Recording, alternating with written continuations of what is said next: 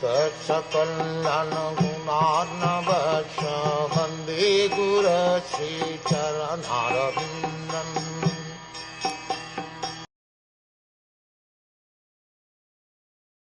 Wherever the king visited, he continuously heard the glories of his great forefathers, who were all devotees of the Lord, and also of the glorious acts of Lord Krishna.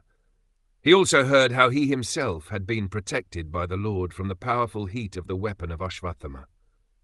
People also mentioned the great affection between the descendants of Vrishni and Parth, due to the latter's great devotion to Lord Keshav.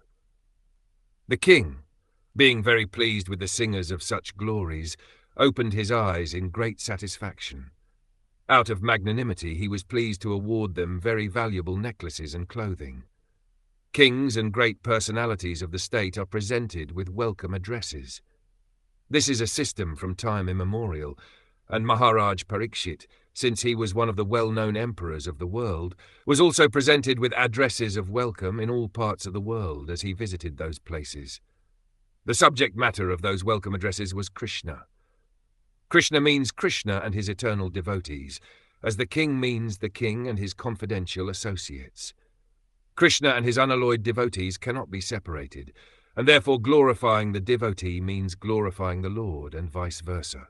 Maharaj Parikṣit would not have been glad to hear about the glories of his forefathers, like Maharaj Yudhishthir and Arjun, had they not been connected with the acts of Lord Krishna. The Lord descends specifically to deliver his devotees. The devotees are glorified by the presence of the Lord because they cannot live for a moment without the presence of the Lord and his different energies. The Lord is present for the devotee by his acts and glories, and therefore Maharaj Parikṣit felt the presence of the Lord when he was glorified by his acts, especially when he was saved by the Lord in the womb of his mother. The devotees of the Lord are never in danger, but in the material world, which is full of dangers at every step, the devotees are apparently placed into dangerous positions, and when they are saved by the Lord is glorified. Lord Krishna would not have been glorified as the speaker of the Bhagavad Gita had his devotees like the Pandavas not been entangled in the battlefield of Parikṣit.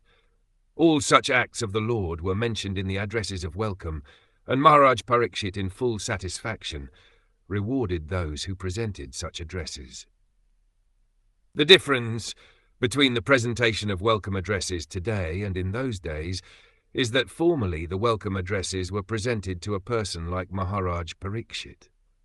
The welcome addresses were full of facts and figures, and those who presented such addresses were sufficiently rewarded.